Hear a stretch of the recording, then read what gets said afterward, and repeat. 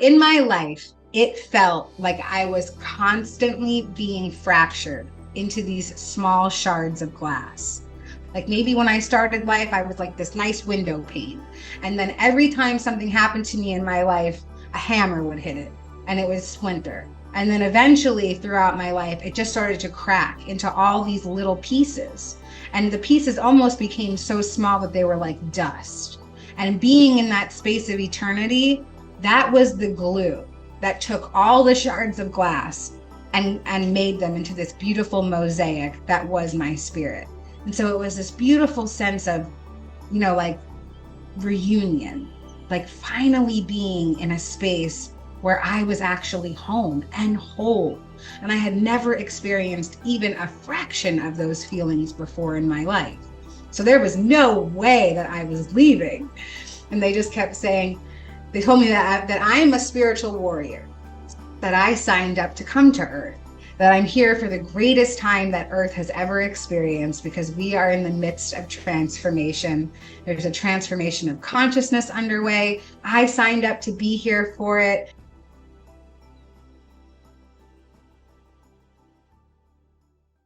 I grew up in like a really chaotic, dysfunctional family. My whole family is this perpetual cycle of addiction and poverty, molestation, incest, rape. It's, been that way for generations and generations. And it's exhausting being the one to break all the generational curses, but I guess that's what I'm doing.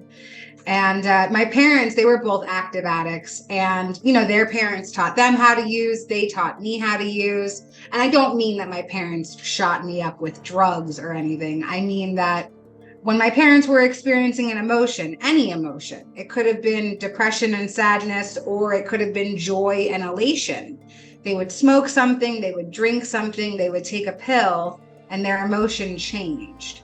And so I made these mental notes as a very small child who had already been through some very traumatic things in my life, that as soon as I had an opportunity to grab at any of those things to not feel, I would. And so that's what I did.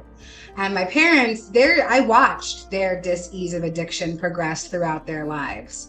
We were constantly getting evicted. We were really impoverished. We stole our groceries. The lights were always turned off. The gas was always turned off. It was just like a very challenging life, but I didn't know any different. I thought that everybody's life was like that. And this was in 2007, my parents, this was like the height of the Oxycontin epidemic. And so like our whole house was just constantly filled with orange prescription bottles. Everybody always had a bottle of pills in their pocket. That's how you knew they were coming. You could hear them rattling down the hallway.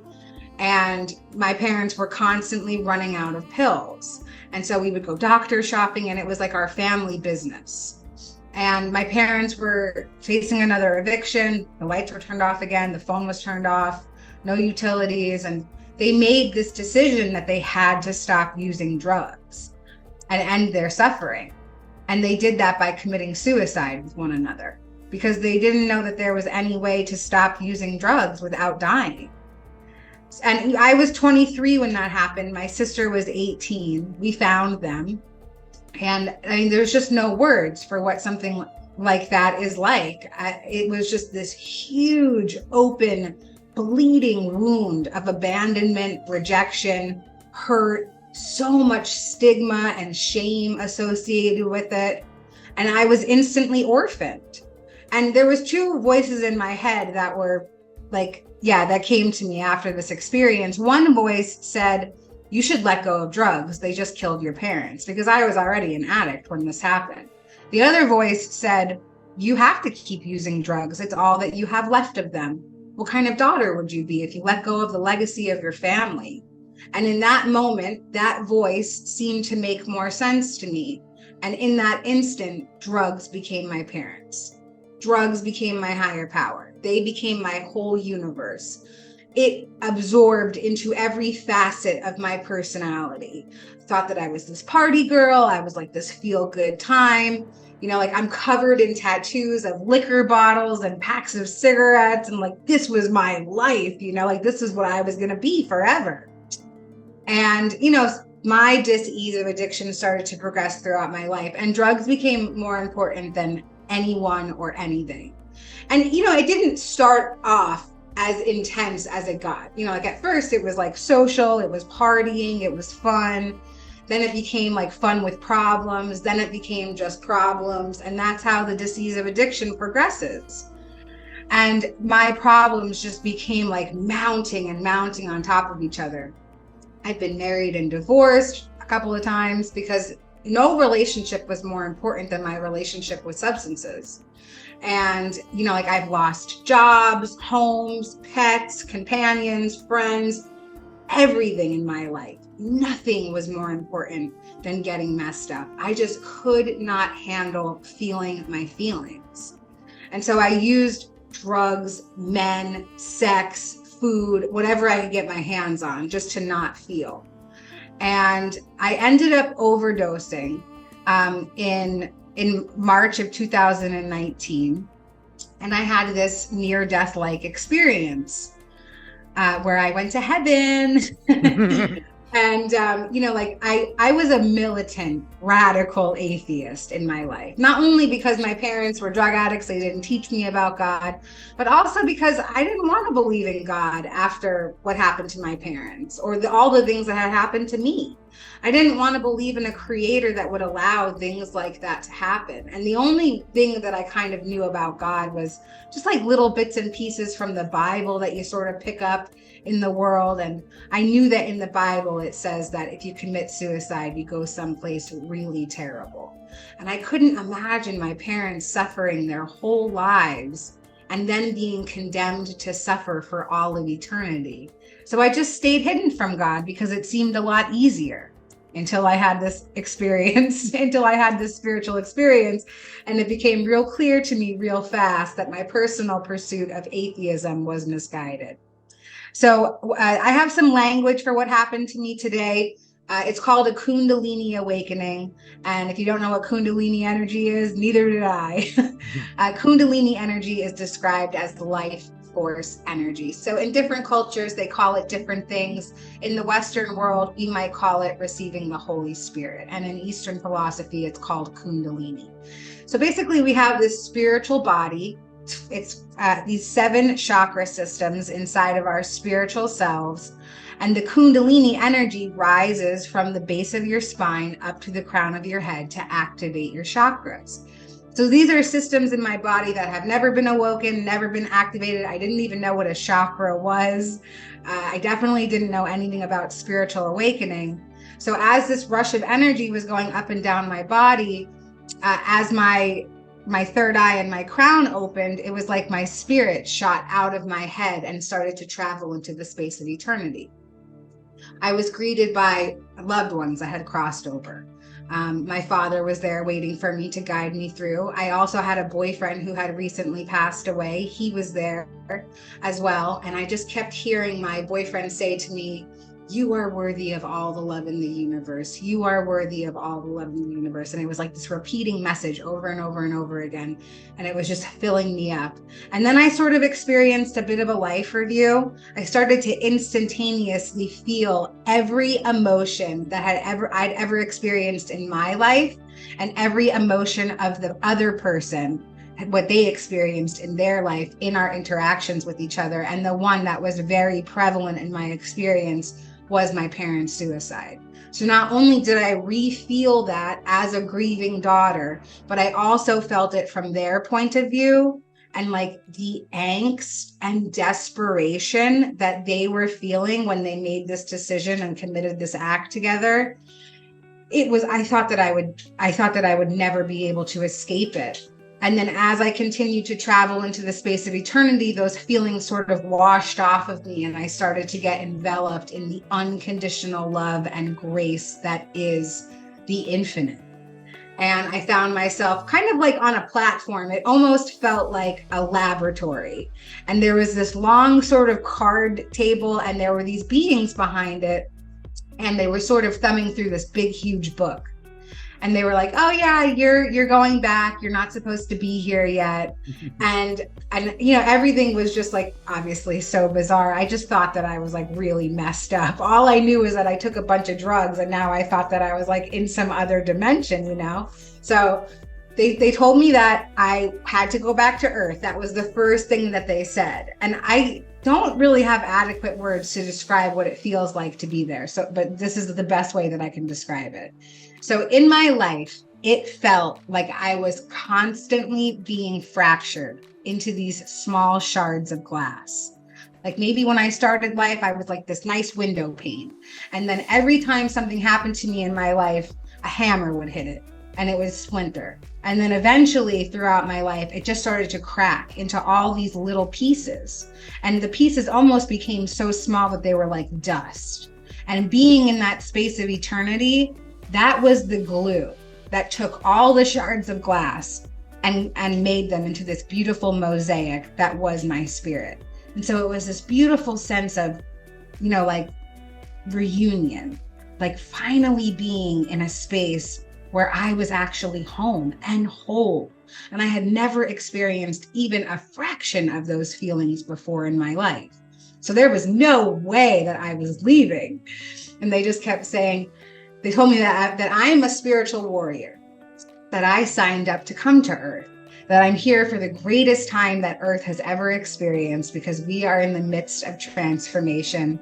There's a transformation of consciousness underway. I signed up to be here for it. I signed up to transmute negative energy to help bring in the light.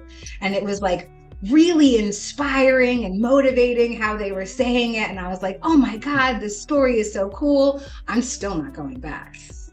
I said, well, if I'm part of a spiritual army, I'm a spiritual warrior. There's got to be other spiritual soldiers down there doing the job. Like, I'm just going to grab my pajamas, a bowl of popcorn. I'll watch the show from up here. You guys don't need me down there. And then they took me through the details of my pre-birth plan so that I could understand why my life was the way that it was and why I most certainly had to go back to Earth. So the way that it looked in my mind's eye was a lot like a video game. And they told me that I had chosen every aspect of my life before coming to form, before coming to Earth. And, you know, like I had experienced a lot of very dense energy in my life, you know? And so I was like very combative to this idea. Well, there's no way that I would pick any of these things. And so they showed me the moment. And it looked a lot like a video game to me. There was this man, he greeted me. He was wearing a plaid blazer and a fedora. He had an empty grocery cart. And he said, okay, pick your life. And so we started walking down these grocery store aisles. And there were these cereal boxes that were lining the wall. And every cereal box had a different life experience on it. And I could perceive myself as this orb of light getting ready to go to Earth. And I was so excited. And I was like, well, if I'm going to Earth, I'm really going to Earth. We're going to get everything. And I just start grabbing all these cereal boxes off the shelves. I'm throwing them in this cart. The cart is rapidly filling up. I'm grabbing experiences like sexual trauma, physical abuse, emotional abuse, the double suicide of my parents, picking the family line that I would be born into, addiction, prostitution, poverty, dereliction. And then there was also cereal boxes in the cart that I hadn't gotten to in my life yet, like overcoming, recovery, speaking, writing, transformation, you know, but none of these things had happened yet in my life. So they just seemed like they were space fillers to me in that moment. So I go through every aspect of my pre-birth planning. I see the souls that I sign up for certain lessons with, and I see what the lessons are and the reasons why I'm going to experience them in this life. And again, I was like, wow, this is so great to have all this information. I am still not going back. There's no way. I said, you guys don't tell us what Earth is actually like. You don't prepare us at all. It's way denser than you ever could have described. And there's just no way that I'm going back. And they said, listen, this isn't a punishment. This is something that you signed up for. You're halfway through. You can't jump off the ride now. So if you refuse to go back into her, meaning into my body, then we'll show you the baby that you'll be born into, and you'll experience the same life experiences again on top of a few more in this new body. And so they showed me this beautiful baby, and they showed me everything about her gender, her ethnicity, where she would be born, who her parents were, the family line, her mission, her purpose, her adversity. And this baby had even deeper levels of challenges than I had already experienced. And I thought, well, there's no way that I can start from zero. So if these are my only options, I guess we'll just go back into her. And I, could still perceive my body outside myself. And as I sort of sifted back into my awareness, they said, trust us. Your life will not be nearly as challenging as the first half was. The first half of your life was boot camp. The second half will be carrying out the mission, and you'll have help. Trust us. And I was like, I do not trust you. And then I just kind of found myself back in my awareness. And I just wrote the entire experience off as drug-induced psychosis, because who wouldn't? It was, just like totally not anywhere in my realm of understanding. And so I just went about my life.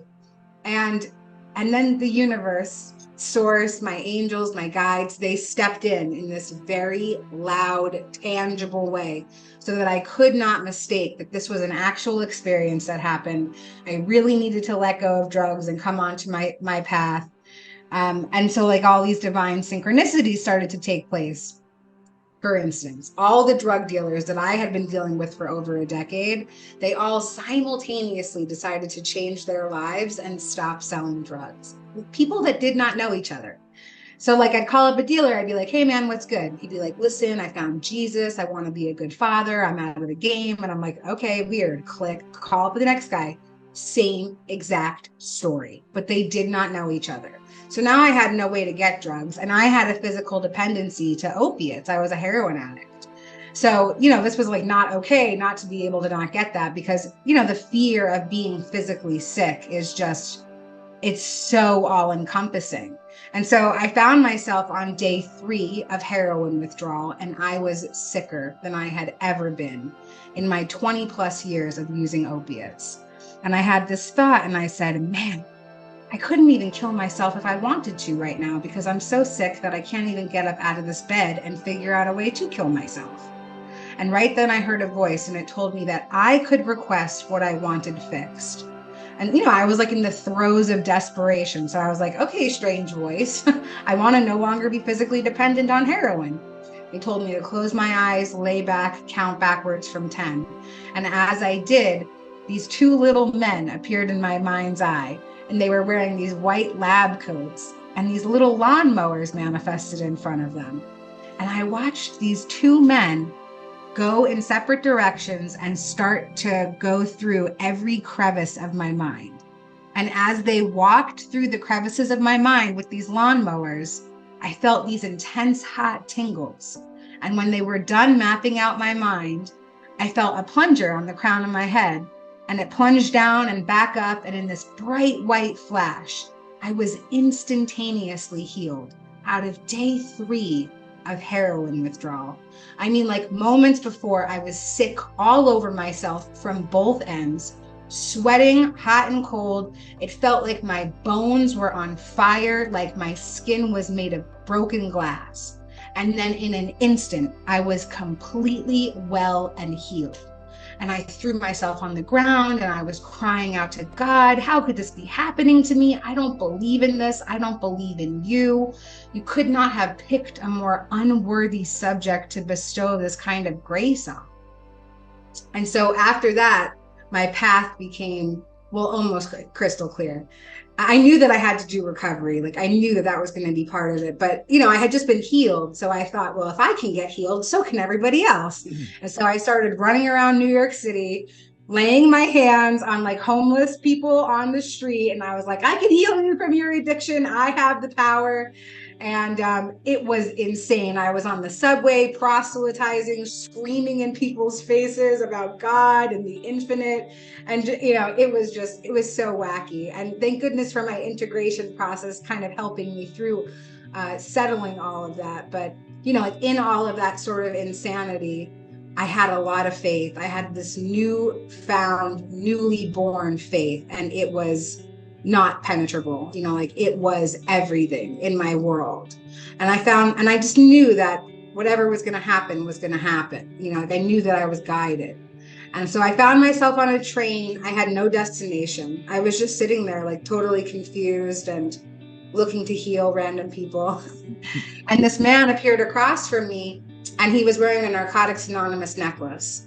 And I heard a voice, and it said, that's your path. Follow him to a meeting. And that was on June 1st, 2019. And I've been clean ever since. So it was about 2 months after the spiritual experience in heaven and about 1 to 2 weeks after the spontaneous healing. So I went to a meeting, and, they say in 12-step fellowship to make 90 meetings in 90 days. And I just kept going to meetings because I didn't know what else to do. And so I went to another meeting the next day, and it was a women's meeting. And I did not look the way that I look now when I came into this process. Like, I looked beat up. I had picked these huge holes in my face. I was a methamphetamine addict. So like, I always thought that there was bugs inside of me. I used to cut myself open, set myself on fire with lighters, trying to get the bugs out of me. All of my teeth, most of my teeth rotted out. And thank God for recovery, allowing me to buy a smile in my life again today. I was really skinny, sunken in, gray skin, completely dead in my eyes. And so when I walked into this women's meeting, this woman saw me, and she obviously saw the condition that I was in. And she grabbed me like she knew me, and she hugged me so tight. And she whispered in my ear, and she said, "You are worthy of all the love in the universe," which is the same message that my boyfriend was telling me in my spiritual experience in heaven. And I just knew that it was another sign that I was on the right path. And so I went to another meeting the next day. And again, I was just so broken. I didn't know how to do anything without being high first. I didn't know how to take a shower. I didn't know how to get dressed. I didn't know how to do anything without being on some sort of substance first. And so I'm in this big, huge meeting. It's like 75, 80 people. And it feels like every person is sharing a message that is directly for me. I mean, like, they didn't even know I was there, but it really felt like every message was directly from source for my ears. And so, I had a thought that I just didn't know how to be a person. How was I ever going to accomplish this huge thing of letting go of the only life that I had ever known? And I heard a voice, and it said to turn my head to the right. And sitting 2 seats away from me was the program director of a long-term therapeutic community, a long-term rehab for women here in Brooklyn, where I live. So I just had a thought that I didn't know how to be a person. And now I happen to be sitting right next to a woman whose life's purpose, passion, and profession is teaching women how to be women again after the use of drugs and alcohol. And I just knew that it was another sign. And I knew I had to ask her for help, but I had no idea how to do that. And so I kind of saw this little version of myself in my mind's eye. And she was like, she presented herself as my courage. And she said, "I'm your courage, and I'm here to help you."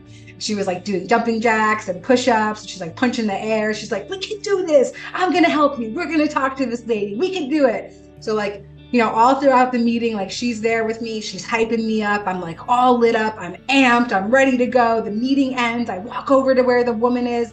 I'm ready to talk to her. I'm ready to change my life. And the woman was gone.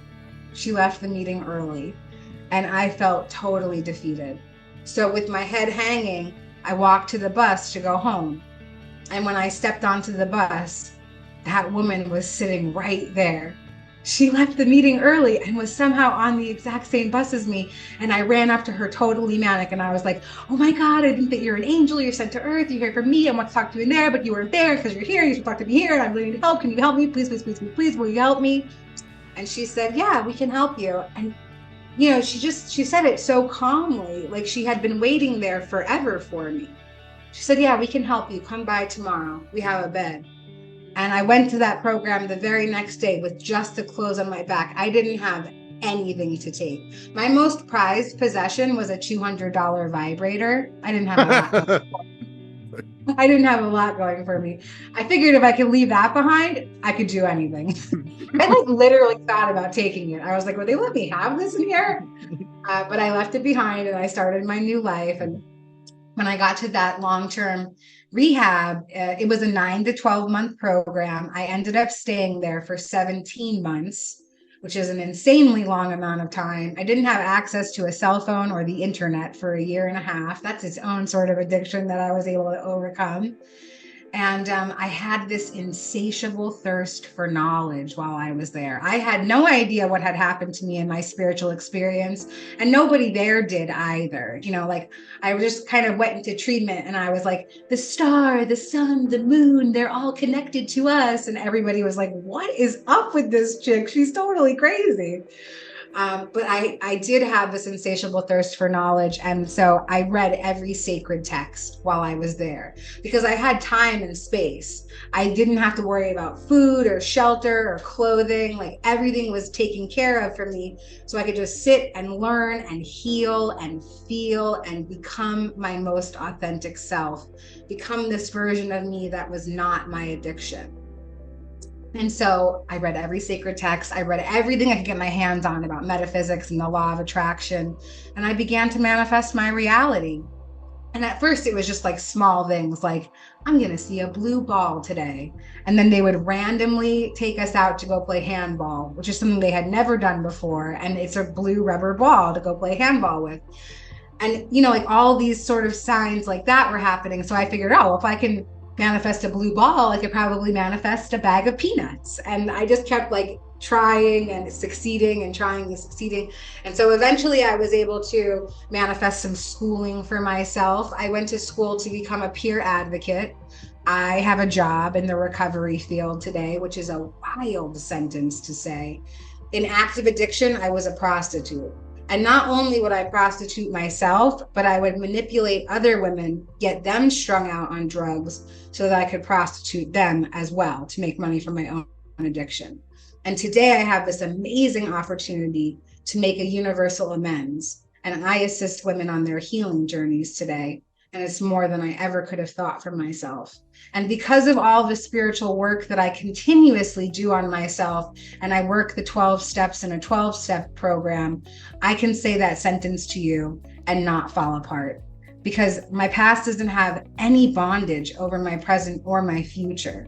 And also this download of the pre-birth plan really helps me with all of that acceptance as well. Everything is happening in divine right order. It's all part of a sacred play. I'm playing my part. And in some people's lives, I played the villain. And so all that I can do about that really today is just continue to be, like the protagonist in the story, as opposed to who I was before. So I went to school, I got a job, I got an apartment, I was homeless, I lived in a rehab for 1.5 years, got a beautiful home, and I started to enter my spiritual communities that would help me along my way. I entered 12-step fellowship. There was too many divine signs letting me know that that was going to be my path. There was no way that I wasn't going to do that. And I still belong to 12-step fellowship. I have 4 years and 25 days clean as of today. My clean date is June 1st, 2019. And, like my life has transformed so much. I found the members of my soul family inside this recovery community. And because I have this great foundation in my life in recovery and community, I've learned how to bring that into the other areas of my life that I feel very passionate about as well. So there's a couple of sacred texts that really speak to me. One of them is A Course in Miracles. Course in Miracles is a metaphysical text. It's a channeled message from Jesus, channeled through the mind of a militant atheist psychotherapist from Columbia University in the 1970s. And it's a reprogramming. It's a book that is obviously not from a human mind. It seems very divine to me, and it's something that I hold very close to my heart and on my recovery and spiritual journey. And so I have a Course in Miracles community.